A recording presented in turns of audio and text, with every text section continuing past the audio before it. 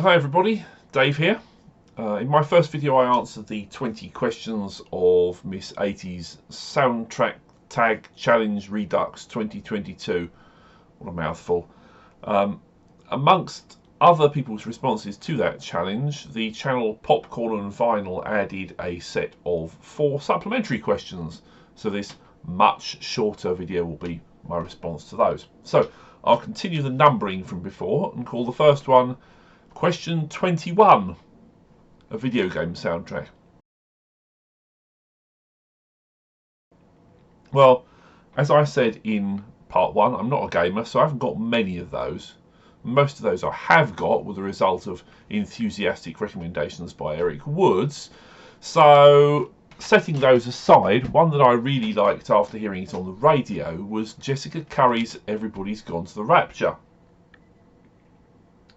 It's not your usual frenetic action music, but very soft pastoral vocal pieces like church music or folk song in places, and sometimes very melancholy, certainly striking. Question 22, a TV series soundtrack. For main title themes, I'd like to mention Good Omens by David Arnold, which feels like a natural evolution from his music to the 2004 Stepford Wives movie, obviously, and also Lorne Balfe's His Dark Materials. That's also a really good show, and I'm looking forward to the 3rd series of it. See how that finishes. But for overall score, I have a couple of options. Electric Dreams was a 2018 science fiction anthology series from Amazon and Channel 4. Rather like the old Amazing Stories, it has a variety of composers throughout the episodes. There's Harry Gregson Williams, Bear McCreary, Cristobal Tapia de Villa, Olafur Arnalds and Mark Isham. But I think I'm going to pick The Borgias. Some of you may now be thinking Trevor Morris, 2011 to 2013. Well, actually no, not that one. Go back to 1981. Georges Delerue did the score for a BBC TV series. There it is. It's really playing into his liking for historical music. It's got a bit of sort of late medieval, early Baroque style tracks. I kind of like it. Probably not to everybody's taste, but you know, Delerue was a real master. Question 23, a soundtrack introduced by a friend. Well, not many of my friends are into soundtracks, so as not to fall back again on the albums passed to me by my friend Jeff at Fraught Productions, I'm going to change this slightly to a soundtrack introduced by a work colleague.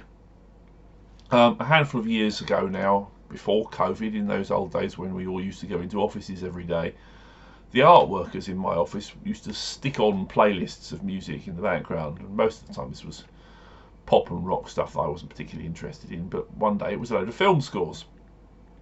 I was showing off by identifying each piece as it came on, and then one track came up that I was wholly unfamiliar with, but was rather nice, and I had to go ask what it was.